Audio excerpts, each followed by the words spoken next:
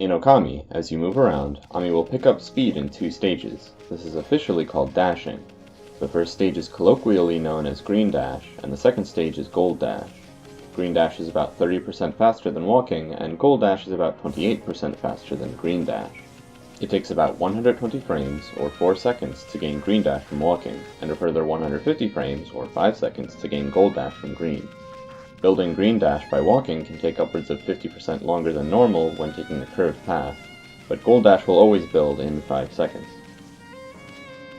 Dashing basically works like a meter that builds up as you move around. At around the halfway point, Ammy gets green dash, and when the meter's full, Ammy gets gold dash.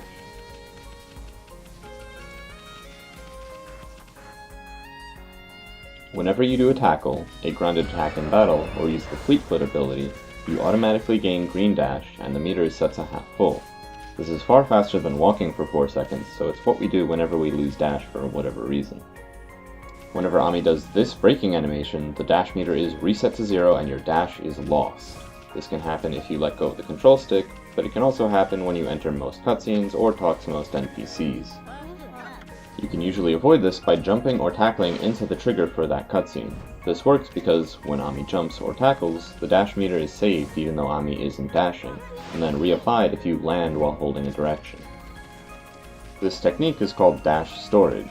It is retained even once you land, but is lost if you start walking at all. Stored dash won't be lost if you tackle, turn without walking, which requires very briefly tapping the analog stick, or jump again. Note that, for tackling specifically, it will overwrite your stored dash if you hold a direction for too long. Also, with good timing, you can tackle in a different direction than Ammy is facing by changing analog direction and immediately pressing tackle with good timing. In order to convert the stored dash meter back into an actual dash, all we have to do is hold forward when Ammy lands. It doesn't matter how you land, you just need to have a stored dash, be in the air, and hold a direction close enough to Ammy's facing direction when she lands. Once she gets out of any landing or skidding animation, she'll start dashing automatically. This is called a dash restore and is a fundamental concept in Okami speedrunning.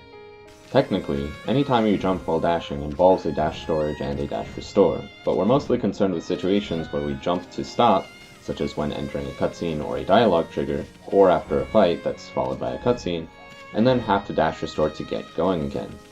The most basic way to do a dash restore from a neutral position is to do a short jump by tapping the jump button, then immediately start holding forward in the air. A faster way to dash restore is to abuse the fact that tackle cancels into a jump with free extra momentum. With a neutral analog stick, tackle, then hold any direction on the analog stick, then jump. Since the jump automatically follows your analog direction, you get a big starting boost in any direction.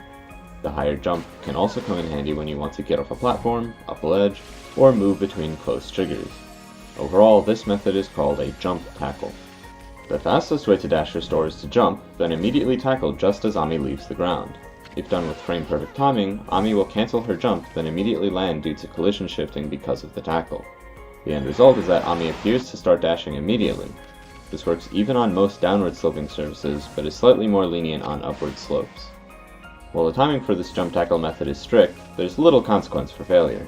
If you tackle too early, the input will be ignored due to the start of jump not cancelling into it, and you'll just do a low jump dash restore. If you tackle too late, you'll do a full-length air tackle, land, and then get a dash restore anyways, which isn't much slower than doing a tackle jump. The main way you can fail a jump tackle dash restore is if you press jump before a cutscene ends, causing the input to be ignored and giving you a ground tackle instead of an air tackle. Unfortunately, this means you must have a feel for the timing of cutscenes and dialogue to use jump tackles effectively. If the end of a cutscene is unclear, it's generally easier to mash tackle and react to it by starting a jump, so that you can do a tackle jump dash restore. Unfortunately, the dash meter is always reset to 0 when you go through a loading zone that takes you to a different map. This forces us to start with a tackle each time. Which physical areas are actually different maps is something you basically just have to memorize. In general, anytime you see a reasonably long loading zone is a different map, and anytime you see a scroll transition without a loading icon or paw prints is a warp within the same map. There are some warps which have loading screens with paw prints, such as entering Ra's building in Seion, where you can still restore dash. In Okami, most building interiors are stored on the same map as the corresponding exterior, so you can usually retain dash just by running into those loading zones with or without jumping. You'll still have to jump out of them to retain dash, though. Here are some extra guidelines on map changes. All cursed areas are different maps from their uncursed counterparts, so whenever you bloom a sapling, you must tackle.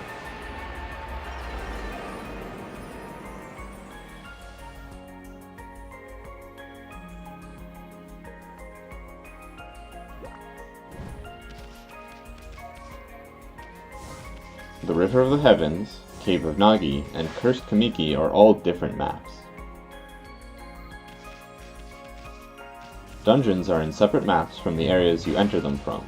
Most dungeons don't span more than one map, but notably, the Calcified Cavern is in a different map than the Moon Cave.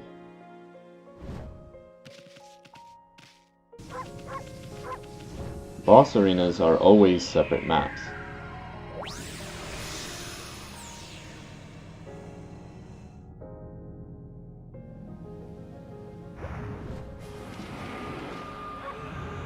Madame Fawn's is a separate area from both Agata and Ryoshima.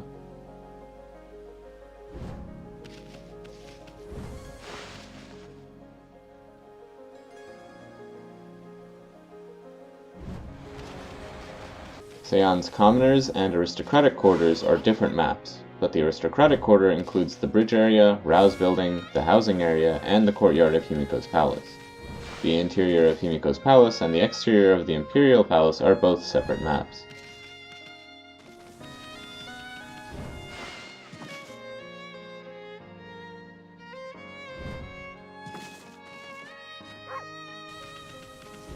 Rao's Secret Tunnel is an interior of Seon Aristocratic, so you can't store dash coming from Ryoshima, but you can store dash going into Himiko's courtyard.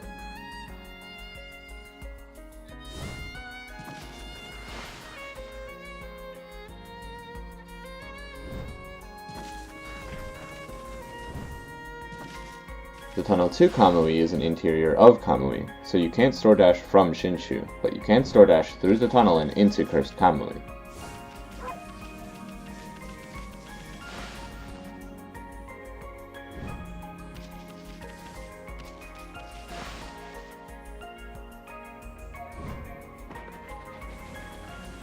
Cat Call Tower and the Dragon Palace are separate maps from North Ryoshima. The entrance area of Gale Shrine is on the same map as the rest of Gale Shrine, so you can store dash through the bead door, but not from Kusa.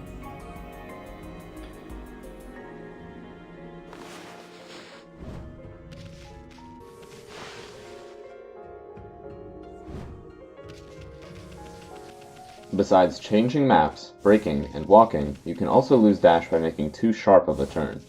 This is particularly important when landing. If you're holding a direction too far from Amy's facing direction when she lands, you'll get a flash of restored dash, but then Ammy will start walking. If you want to change directions in place before doing a dash restore, use neutral jumps, then change your direction in the air. Another way to lose dash is to dash into a wall. If you do this for more than about a frame or two, your dash meter will be reset to 0. Interestingly, however, Amy's level of dash will not be reset. Ammy will retain green or gold dash as long as you're grounded.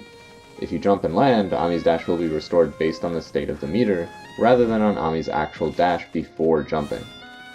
If you have green dash, your meter will continue building from 0, and you'll eventually get gold dash, though it'll take a while.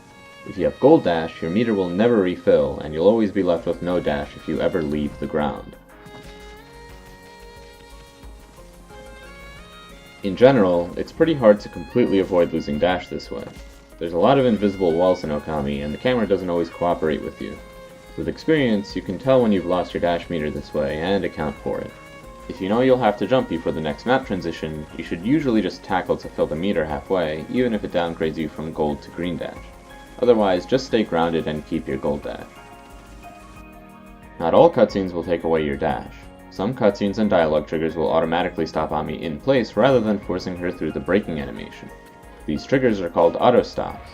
For the most part, there's little harm in jumping into an auto-stop, so you should generally jump into every trigger.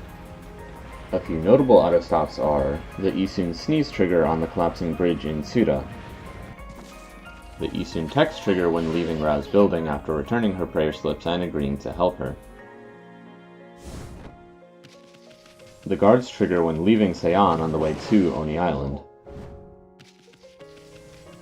And the Celestials trigger when entering the boss fights in the Arc of Yamato, but not when leaving the boss fights, for some reason.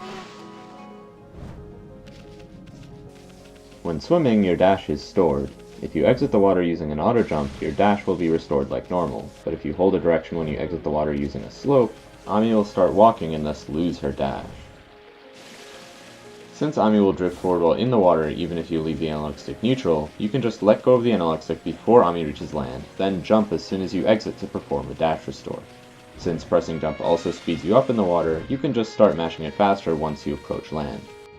There are a couple of situations where you can have your dash downgraded from gold to green, despite the mechanics I've mentioned above. If you're gold dashing during a day-night transition, if you don't do a normal dash restore afterwards and simply hold a direction, Ammy will get green dash.